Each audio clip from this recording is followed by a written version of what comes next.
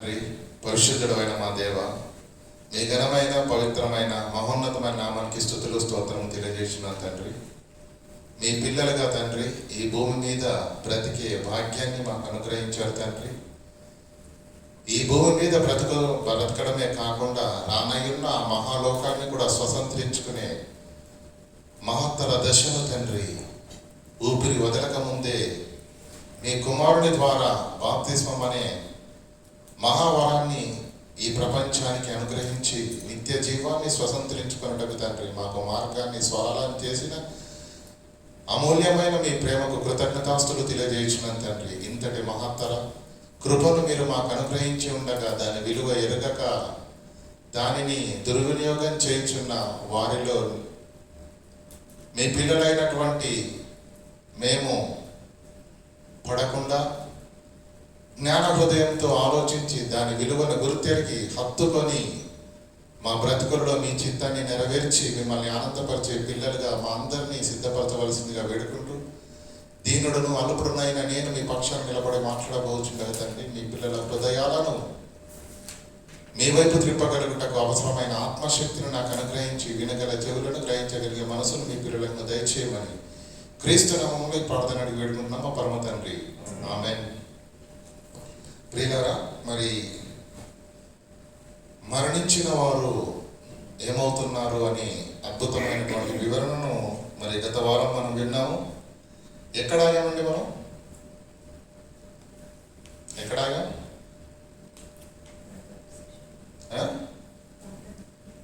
పాతాళం లాగా, కరెక్ట్ కదా? లూకా సువార్త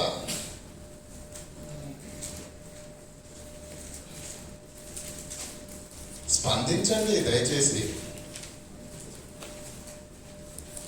వింటున్నది దేవుని వాక్యమే కదా.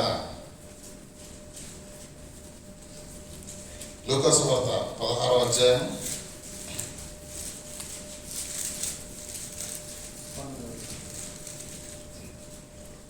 27 నుంచి చదువుకుందాం.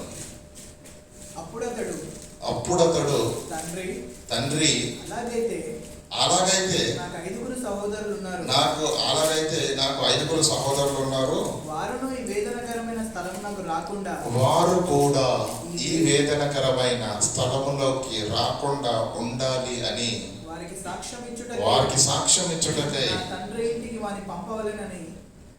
నా తండ్రి ఇంటికి లాజరును పంపవలనని నేను వేడుకుంటున్నాను. అర్థం చేసుకోండి ప్రియులారా, ధనవంతుడు ఎక్కడికి వెళ్ళాడు? పాతాళంలో, అగ్నిగుండంలో యాతన పడుతూ ఏమంటున్నాడు? అయితే భూమి మీద నాకు 5 సహోదరులు ఉన్నారు. తన గురించి తాను ఆలోచించకుండా భూమి మీద ఉన్న సహోదరుల గురించి ఎందుకు ఆలోచించాడంటారు? అబ్రహాం గారు చెప్పేశారు కదా, నాయన ఇక్కడి వారు ఇక్కడికి రాకుండా ఉండునట్లుగా మీకును మాకును మధ్య అగాధము ఉంచబడి ఉన్నది. మరి దరిద్రుడిగా బతికినటువంటి లాజరు ఈ స్థలంలో ఎందుకు కూర్చున్నాడు? విలాసవంతమైన సుఖభోగాలు అనుభవించిన నువ్వు అగ్నిగుండంలోకి ఎందుకు వెళ్ళావంటే, నీ జీవిత కాలమందు నీకు ఇష్టమైనట్టు సుఖము అనుభవించితివి కనుక నువ్వు ఆ శిక్షలోనికి, అది ఖరారు, అది మార్పు లేనిది, అది నిత్య శిక్ష. హెల్పింగ్లు అనేటివి ఏమీ లేవు, బ్రేక్లు అనేటివి ఏమీ లేవు, టీ బ్రేక్లు ఏమీ లేవు కనుక శిక్ష నిత్యము, శాశ్వతము, ఇంకా నువ్వు అనుభవించాల్సిందే అన్న మాట ఆయనకు అర్థమైన తర్వాత తన గురించి ఆలోచించుకోకుండా ఏమంటున్నాడు? భూమి మీద నాకు 5 సహోదరులు ఉన్నారు, వారు ఈ వేదనకరమైన స్థలములోనికి రాకుండా ఉండాలంటే ఏం చెయ్యాలి అని అడిగాడు. బాధపడ్డవాడికి తెలుస్తుందండి. పెద్దలు ఉంటారు కదండి, మనకంటే వయసులో పెద్ద వాళ్ళు అన్నయ్యలు ఉంటారు కదా, అన్నయ్యలు కానీ తండ్రులు కానీ వాళ్ళ జీవితాన్ని అనుభవించిన వాళ్ళు ఉంటారు కదా, వాళ్ళు ఏం చెప్పినా జీవిత అనుభవంతో చెప్తారు. వింటామండి ఎప్పుడు వినం. అనుభవించిన వాడికి తెలుసు బాధ, భరించిన వాడికి తెలుసు భారం. ధనవంతుడు అంటున్నాడు, నాకును 5 సహోదరులు ఉన్నారు, వారిని రాకుండా ఉండాలంటే ఏం చేయాలని అన్నప్పుడు అబ్రహాం గారు ఏం చెప్పారండి? అందుకు అబ్రహాం గారు, భూమి మీద మోషే ప్రవక్తలు ఉన్నారు, వారి మాటలు వినాలి, ప్రవక్తలు చెప్పే మాటలు వినాలి, దైవ సేవకులు చెప్పే మాటలు వినాలి, బైబిల్లో రాయబడిన సంగతులు నేర్చుకోవాలి, పరిశుద్ధాత్మ దేవుడు గ్రంథస్థం చేయించిన మాటలు, యేసుక్రీస్తు నోరు విప్పి పలికిన బోధ. ఇది 66 పుస్తకాలుగా ఆనాడు మోషే ప్రవక్తలు ఉన్నారు భూమి మీద, ఈనాడు 66 పుస్తకాల గ్రంథంగా సమకూర్చబడి నీ చేతిలో నా చేతిలో ఉంది. ఆ వేదనకరమైన స్థలములకు వెళ్లకుండా ఉండాలి అంటే, తప్పించబడాలి అంటే, నిత్య జీవంలోనికి వెళ్ళాలంటే ఏం చేయాలి చెప్పండి?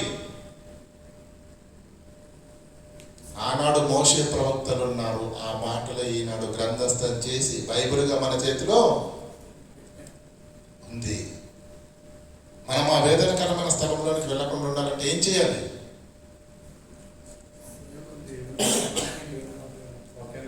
వాక్యాన్ని వినాలి. ఆ దేవుని మాట మనల్ని ఆ అగ్నిగుండం నుంచి తప్పించి నిత్య జీవంలోనికి నడిపిస్తుంది. అదేంటండి అంటారా? రోడ్డు మీద వెళ్తున్నప్పుడు ప్రియులారా, అక్కడక్కడ పనులు జరుగుతూ ఉంటాయి కదండి. రోడ్డు పనులు జరుగుతూ ఉంటాయి. రోడ్లను విశాలం చేయడానికి, లేదంటే గుంతలుగా ఉన్న దాన్ని బాగు చేయడానికి అప్పుడప్పుడు పని జరుగుతూ ఉంటుంది కదా. అక్కడ ఏమని రాస్తారండి? అక్కడ deep excavation, please take diversion అని పెడతాడు. అంటే అక్కడ లోతైన గొయ్యి తీయబడి ఉన్నది, దయచేసి మీరు మీ మార్గాన్ని మళ్లించుకోండి అంటుంది. ఎవరు చెప్తున్నారు? మనిషి చెప్తున్నాడా? రాత చెప్తుందా? సరే కాదు. నేను పెద్ద పెద్ద మనుషులకే భయపడను, ఈ రాతకు నేను భయపడతానని ఎదురికెళ్ళామనుకో ఏమవుతుంది అంటే, ఈ రాతనే ప్రమాదాన్ని తప్పించి సురక్షితమైన మార్గాన్ని నీకు సూచిస్తుందా? సూచిస్తుందా లేదా?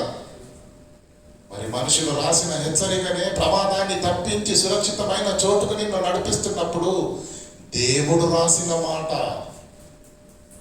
సామెతల గ్రంథం 4:4 చదవండి.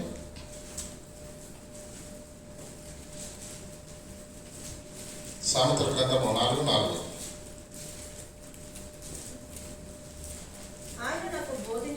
ఆయన నాకు బోధించుచు, దేవుడు దేవుడు దేవుడు బోధిస్తూ మనిషితో ఇట్లా అంటున్నాడు, ఇట్లా నేను నీ హృదయమును పట్టుదలతో నా మాటల్ని చాలా గట్టిగా పట్టుకోవాలి, పట్టుదలతో. ఎందుకు గట్టిగా పట్టుకోవాలో తెలుసా? ఎందుకు నీ హృదయాన్ని గట్టిగా పట్టుకో నా మాటలను చెబుతున్నాను తెలుసా? కుమారుడా, కుమార్తె, నా ఆజ్ఞలను గైకొనే ఎడల నీవు బ్రతుకుదువు. ఆ మాటలే ప్రియులారా, ఆ మాటలే ఈరోజు మన చేతుల్లో 66 పుస్తకాలుగా సమకూర్చబడి పరిశుద్ధ గ్రంథంగా మన చేతిలో ఉంది. ఇది ధనవంతుడు పాతాళానికి వెళ్ళిన తర్వాత అర్థమైంది అతనికి. ఎప్పుడు? చనిపోయిన తరువాత.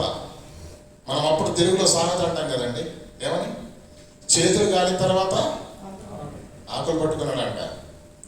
ఎప్పుడు పట్టుకోవాలి అవి? కాలకముందు, అంతేనా? కానీ ధనవంతుడు చనిపోయిన తరువాత అర్థమైంది. ఇప్పుడు ధనవంతుడు ఏమైనా చేసే అవకాశం ఉందా? తప్పించుకునే అవకాశం ఉందా? మార్గం ఉందా? లేదు.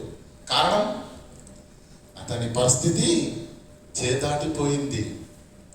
మరణించిన తరువాత అర్థమైంది ధనవంతునికి.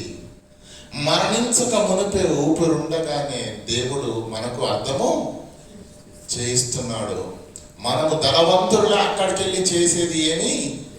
ఊపిరున్నప్పుడే, బ్రతికున్నప్పుడే బ్రతుకును మార్చుకొని క్రీస్తు పాదాల దగ్గరకు వచ్చి పాపాన్ని ఒప్పుకొని ఒకవేళ క్రీస్తు చూపిన బాటలో నువ్వు నడవగలిగితే, క్రొత్తగా జన్మించగలిగితే దేవుని రాజ్యంలో ప్రవేశము నీకు ఉంటుంది. అది ఊపిరి ఉన్నప్పుడే. పరిస్థితి చేదాటక ముందే మనము ప్రియులారా మన బ్రతుకులను సరిచేసుకోవాలని పాతాళానికి వెళ్ళిన తర్వాత ధనవంతుడికి అర్థమైంది పాతాళానికి వెళ్ళక ముందే దేవుడు మనందరికీ చెబుతున్నాడు ప్రియులారా. కనుక అర్థం చేసుకోవడానికి ప్రయత్నం చేయండి. మీకు ఒక మంచి విషయం చెప్పడానికి నేను ఇష్టపడుతున్నాను ప్రియులారా. భూమి మీద పుట్టిన మనమందరము మనుష్యులము, అవునా? శరీరాలను ధరించుకున్న వారము కనుక ప్రేమ, అనురాగం, ఆప్యాయత, రక్తబంధం, ఇంకేంటి, ప్రేమ పాశం, మమకారం కదా, ఇవన్నీ మనుషులుగా మన మధ్యలో ఉన్నాయా లేవండి? అవి గొప్పవి ప్రియులారా, గొప్పవ కాదా? పసిబిడ్డ ఆడుకుంటున్నప్పుడు ఆడుకుంటూ సడన్ గా కింద పడిపోయాడు అనుకోండి, దెబ్బ తగిలింది అనుకోండి, ఏమవుతుంది? పడిన బిడ్డ కళ్ళలో నుంచి కన్నీళ్ళు రాకముందే తల్లి కళ్ళలో నుంచి కన్నీరు వస్తుంది. ఎందుకు? పేగుబంధం, రక్తబంధం, మమకారం కదా. తండ్రి పిల్లల భవిష్యత్తు బాగుండాలని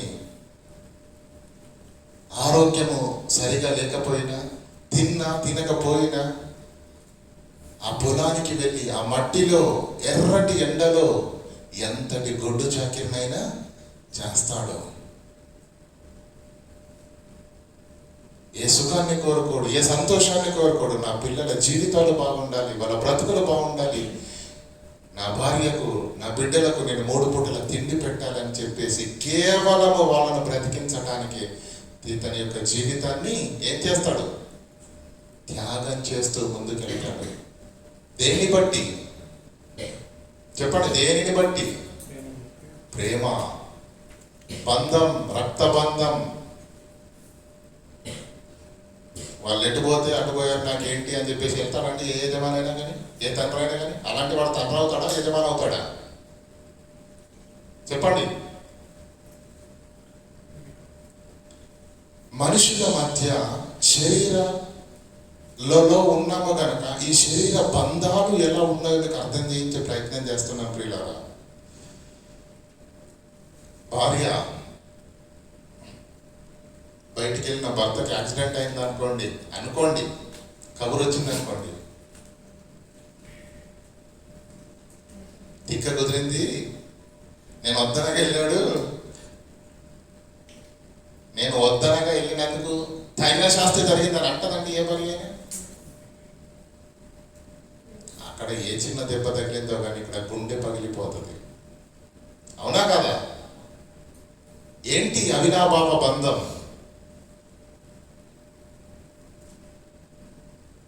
భార్యకు బాగలేకపోతే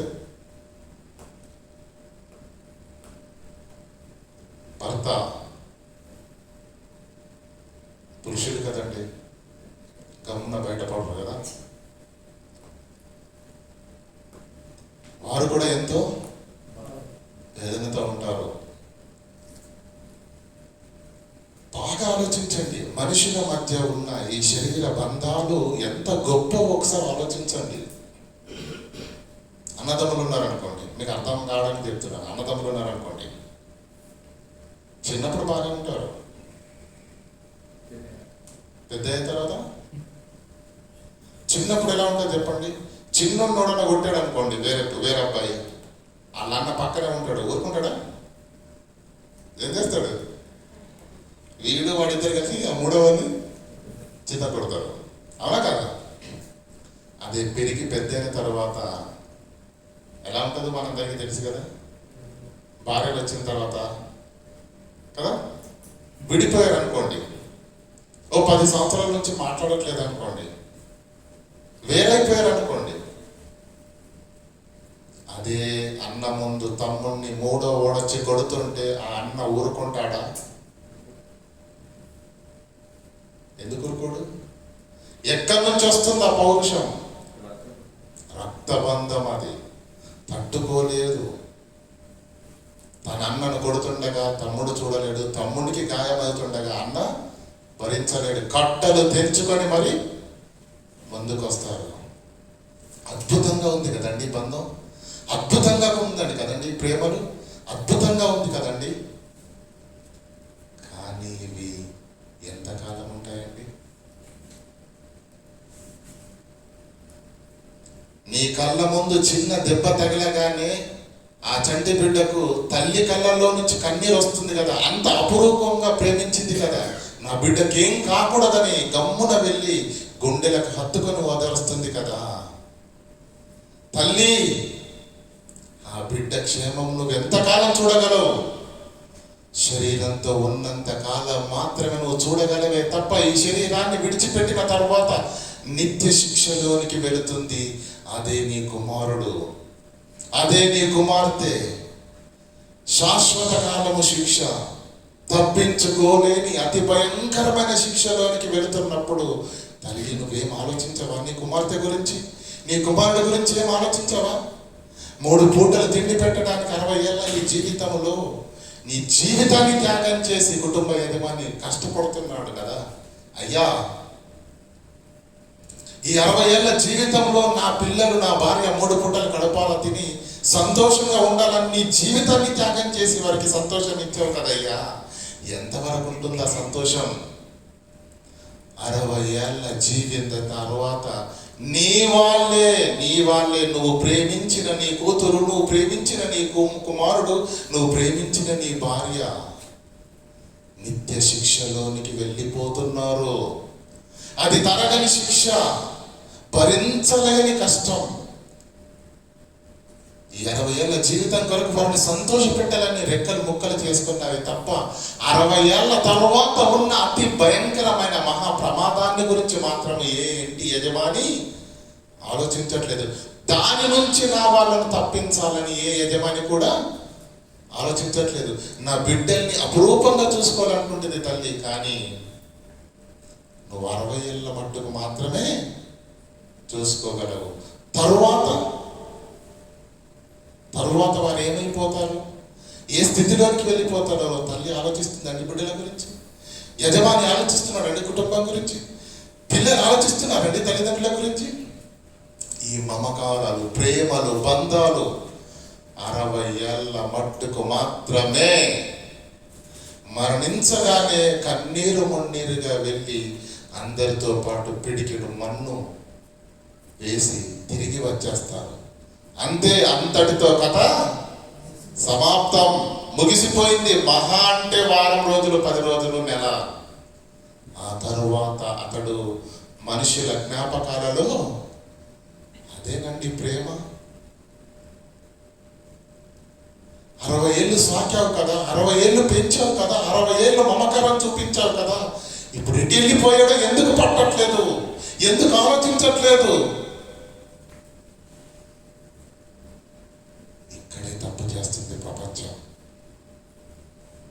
60 ఏళ్ళ మట్టుకు మాత్రమే ఆలోచించాలని, అవసరమైతే జీవిత భద్రత కొరకు LIC పాలసీలు కట్టారే తప్ప 60 ఏళ్ళ తరువాత కూడా నా కుమారుడు, కుమార్తె ఎటు వెళ్ళిపోయారు? వారు ఎక్కడికి వెళ్ళినా, ఏం చేసినా, ఎక్కడికి వెళ్ళినా, ఏ స్థితిలో ఉన్నవారు బాగుండాలి అని కోరుకోవాలి కదా.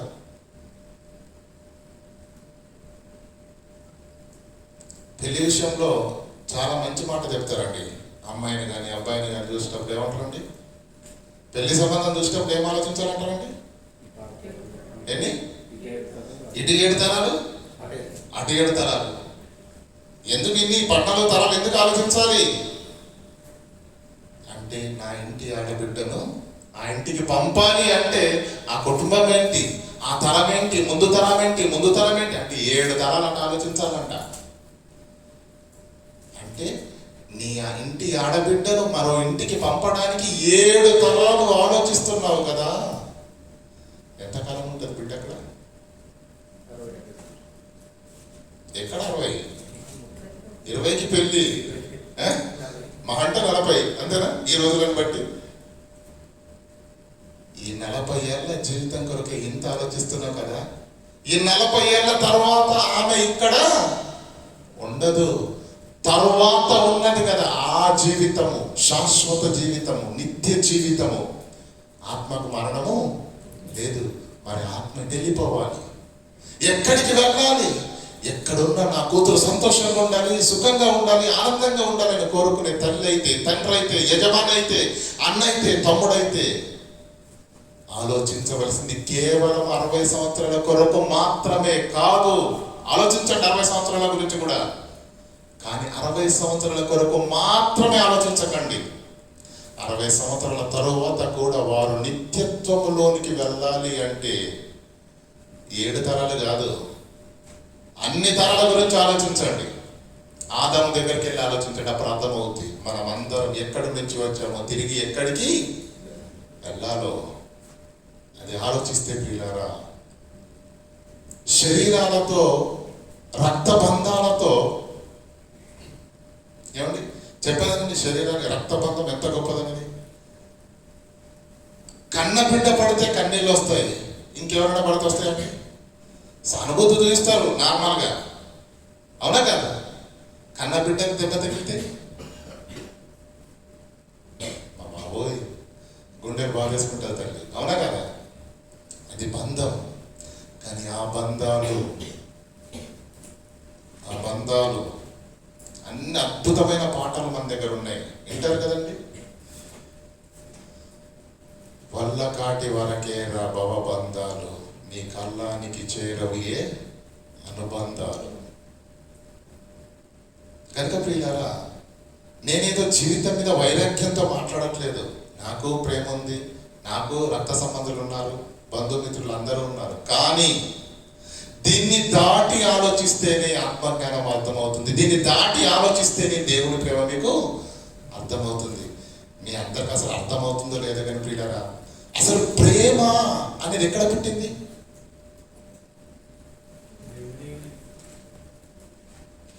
రక్త సంబంధుల మధ్య ఉన్న ప్రేమనే ఇంత గొప్పదైతే, భార్య భర్తల మధ్య ఉన్న ప్రేమనే ఇంత గొప్పదైతే, అన్నదమ్ముల మధ్య ఉన్న ప్రేమనే ఇంత గొప్పదైతే, అసలు ఈ ప్రేమ ఎక్కడ పుట్టింది?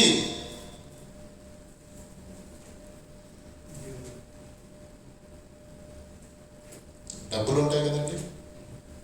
ఇండియా గురించి మాట్లాడదామండి. డబ్బులు ఇప్పుడు నా నోట్లు వచ్చాయండి. ప్రారంభంలో ఏముండే? కాయిన్స్, కాసులు ఉంటాయి కదండి. అవి ఎక్కడ ముద్రించేవారు చెప్పండి? ఎక్కడ?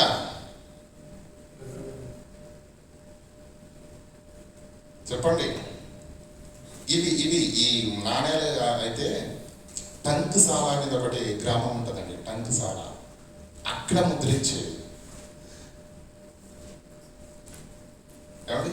కాశ్మీర్ నుంచి కన్యాకుమారి వరకు, ఏమండి, అరేబియా సముద్రం నుంచి బంగాళాఖాతం వరకు, భారతదేశపు ఎల్లలలో ఎక్కడికి వెళ్ళినా ఆ కాయిన్ ఎక్కడి నుంచి వచ్చింది? అది ఉత్తరప్రదేశ్లో ఉందా, మధ్యప్రదేశ్లో ఉందా, కేరళలో ఉందా, ఏమండి ఎక్కడ, తమిళనాడులో ఉందా, ఆంధ్రప్రదేశ్లో ఉందా, తెలంగాణలో ఉందా, ఎక్కడైనా ఉండని ఖచ్చితంగా ఎక్కడి నుంచి వచ్చింది? టంక్సాల. ఎక్కడనైతే ముద్రణ ప్రారంభమైందో అక్కడి నుంచి అది వచ్చింది, అవునా కాదా? ఈ స్త్రీ పురుషుల మధ్య ఉన్న ప్రేమ కానీ, అన్నదమ్ముల మధ్య ఉన్న ప్రేమ కానీ, అక్క చెల్లెల మధ్య ఉన్న ప్రేమ కానీ, తల్లిదండ్రుల మధ్య, తల్లిదండ్రులకు పిల్లల మధ్య ఉన్న ప్రేమ కానీ, అసలు ఈ ప్రేమ అంతా ఎక్కడ పుట్టింది?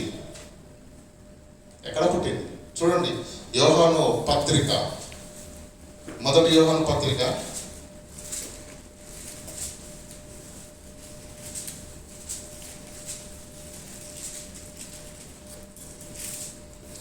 4వ అధ్యాయం 7వ వచనం.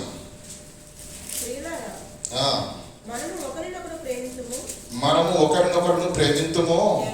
అసలు మనకు ప్రేమ అనేది ఎక్కడి నుంచి వచ్చింది?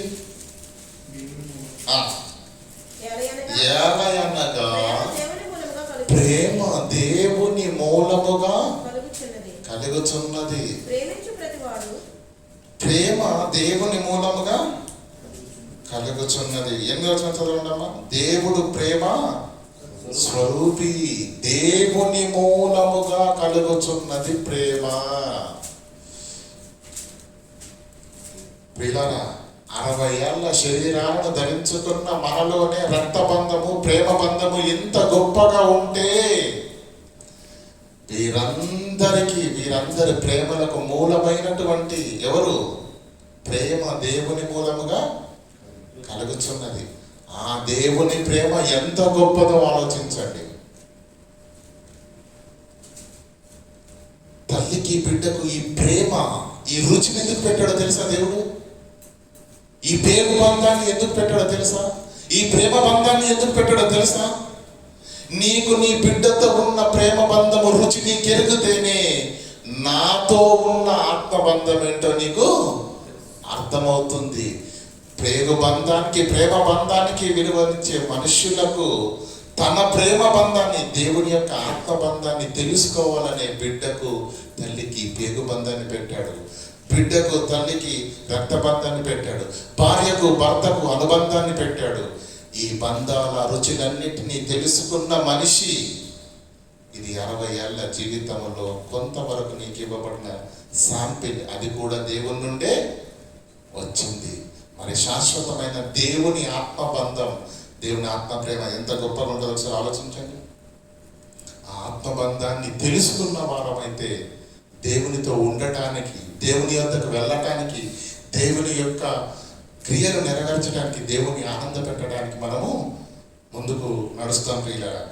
అది ఆలోచించినంత కాలం ప్రియులారా మనము దేవునిలో కేవలము ఉంటామే తప్ప దేవుని కొరకు, దేవునితో నడవటానికి ఏ విధమైనటువంటి పనులు చేయం.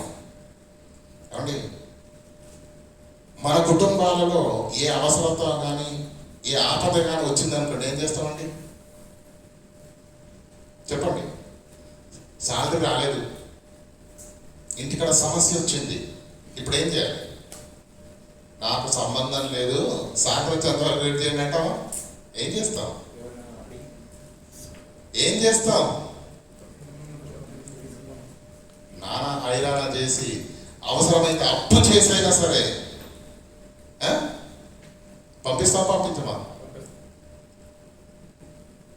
స్నేహితుడు అడిగాడు అనుకోండి, తెలిసిన వారు అడిగాడు అనుకోండి, అయ్యో బ్రదర్ ఇప్పుడు డ్యూటీ ఏంటి, సాటర్డే టైము కాదు, సార్ వచ్చినప్పుడు అడిగితే ఇచ్చేవాడిని, కానీ ఇప్పుడు నేను మరి ఎందుకు ఇవ్వట్లేదు అక్కడ అంటే దాని అర్థం ఏంటంటే ప్రియులారా, కుటుంబం అంటే మనకు ఎంతో ప్రేమ ఉంది, ఎంతో బంధం ఉంది. ఆ ప్రేమ కోసం, ఆ బంధం కోసం ఏదైనా చేస్తాం, ఎంతైనా చేస్తాం. మనందరినీ పుట్టించిన వాడు ఎవరు? అంతేనా కదా? తల్లి ప్రేమ గొప్పదని అనుకుంటున్నావు, కానీ నీకు తల్లినిచ్చింది, నీకు తండ్రినిచ్చింది, నీకు ఆకారాన్ని ఇచ్చింది, నీకు ఆయుష్నిచ్చింది, నీకు ఆరోగ్యాన్ని ఇస్తున్నది, నీకు 3 పూటల తిండి భూమి నుంచి నీకు మొలిపించి ఇస్తున్నది. మరి ఈ ప్రేమకు కనెక్ట్ అయ్యావు కదా, ఈ తల్లి ప్రేమ కనెక్ట్ అయ్యావు, తండ్రి ప్రేమ కనెక్ట్ అయ్యావు, అన్న ప్రేమ కనెక్ట్ అయ్యావు. వీటన్నిటిని నీకు ఇచ్చిన పరమ తండ్రి ప్రేమకు ఎందుకు కనెక్ట్ కాలేకపోతున్నావు? అది ఎందుకు అర్థం కావట్లేదు నీకు? నువ్వు గీసుకొని ఆలోచిస్తున్నావు, నేను ఇంతవరకే ఆలోచించాలి అని. దాన్ని దాటి ఆలోచిస్తే సత్యం అనేది నీ కళ్ళకు కనిపిస్తుంది. ఆత్మబంధం, దేవుని యొక్క ప్రేమ బంధం పిల్లలు, దాన్ని తెలుసుకోవడానికి ఇష్టపడండి. అది గుర్తెరిగితేనే పిల్లరా నిత్య జీవములోనికి మనము వెళ్తాము. లేకపోతే చాలా కష్టం ప్రియులారా. కేవలం శరీరాలతో ఉన్నంత కాలము, ఆరోగ్యం ఉన్నంత కాలం ఏదో అలవాటుగా భక్తి చేయకండి. దయచేసి అర్థం చేసుకోండి. ఒక తల్లి బిడ్డను ఎంతగా ప్రేమించినా ఇక్కడనే 60 ఏళ్ళ వరకు మాత్రమే ప్రేమించగలదు. ఆ 60 ఏళ్ల తర్వాత అదే తల్లి వెళ్ళి చేత్తో గుప్పెడు మన్నేసి వెనక్కి తిరిగి వచ్చేస్తుంది మరలా. ఎప్పుడు ఆ బిడ్డ గురించి, అదే నా తల్లి నీ ప్రేమ. ఆ బిడ్డ నిత్య అగ్నిగుండంలోనికి వెళ్ళింది, నిత్య శిక్షలోకి వెళ్ళింది. దాన్ని తప్పించావా? నీకు ప్రేమ ఉంటే నీ బిడ్డ కొరకు ఆ ఆలోచన లేదా? ఒక యజమానికి కుటుంబం గురించి ఆలోచన ఉండాలా వద్దా? 3 పూటలు తిండి పెట్టడానికి ఇంత ఆలోచించిన యజమాని నిత్యము వారు సుఖంలో ఉండడానికి, నిత్యము సంతోషంగా ఉండడానికి, ఆ నిత్య జీవంలోనికి వెళ్ళటానికి భయంకరమైన నరక శిక్షను తప్పించే పని చేయడం గొప్ప ప్రేమనా? కేవలం 3 పూటలు తిండి పెడితేనే సరిపోతుందా? చెప్పండి. ఈ ప్రేమ కంటే ఆ ప్రేమ కూడా ముఖ్యం. కనుక భూమి మీద ఉన్నటువంటి మనము ప్రియులారా, జ్ఞానాన్ని వింటున్నటువంటి మనము, దేవుడు మహా అవకాశాన్ని ఇచ్చాడు. నరకాగ్ని అంటే ప్రియులారా, నేను చెప్పలేనంత, మీరు ఊహించలేనంత, అది ఊహకు కూడా అందరూ. ఏమండి, మీరు అందరూ వంట చేస్తారు కదమ్మా? ఏమండి, వంట చేస్తారు చేయరా? వంట చేసేటప్పుడు ఏంటి గెంజి చెప్తారండి? గెంజి చెప్పేటప్పుడు 2 చుక్కలు శరీరం మీద పడిపోతే ఏం చేస్తారు? అమ్మో బాబో అని ఏమండి కేకలు పెట్టేస్తూ చేతిలో ఉన్న పాత్రను కూడా తట్టుకోలేమండి. ఒక చిన్న వేడి గల వస్తువు తగిలితేనే తట్టుకోలేనప్పుడు పాతాళ అగ్నిగుండంలో అగ్ని ఆరదు, పురుగు చావదు. మహాశిక్షలోనికి వెళ్ళిపోయారు అని చెబుతున్నా కూడా మీకు అర్థం చేసుకోవాలి. ఆ భయంకరమైన శిక్షలోనికి నేను, మీరు, మనము వెళ్ళకూడదు.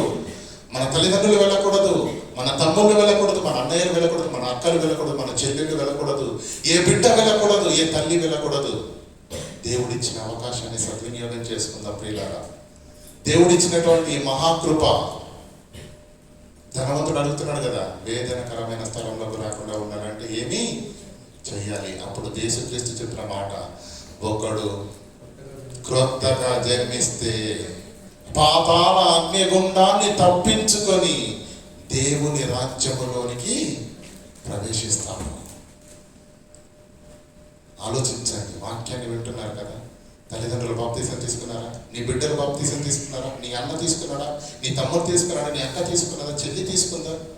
మన వారిని మనం కాపాడాలి, మన వారిని మనం రక్షించుకోవాలి. బాధ్యతతో ఆలోచించండి, భారం కలిగి ముందుకు వెళ్ళండి. విని విడిచిపెట్టేవారుగా ఉండకుండా విన్న వాక్యములోని ఆంతర్యాన్ని, దేవుని ప్రేమను ప్రియులారా గ్రహించేవారుగా ఉండండి. భయపెట్టడానికో భయాందోళనకు గురి చేయడానికో చెప్పే మాటలు కావు ప్రియులారా. భవిష్యత్తు ఎరిగి, భవిష్యత్తు బాగుండాలని మీ అందరూ ఆత్మీయ సహోదరులు సహోదరుమణులు కనుక మీ అందరి మేలు కోరి నాకు తెలిసిన జ్ఞానాన్ని మీకు పంచుతున్నాను. విని విడిచిపెట్టకండి. విన్న ప్రతి మాట ప్రకారంగా ఒక్కసారి జీవితం కొరకు, నిండు జీవితం కొరకు ఒక్కసారి మనసు పెట్టి ఆలోచించండి. మంచి నిర్ణయాన్ని తీసుకోండి ప్రియులారా. ప్రార్థన చేసుకుందాం. కనికరంగల దేవ, కృపోన్నతులైన మా కన్న తండ్రి, మీ ఘనమైన పవిత్రమైన మహోన్నతమైన నామానికి స్తుతులు స్తోత్రం తెలియజేసిన తండ్రి,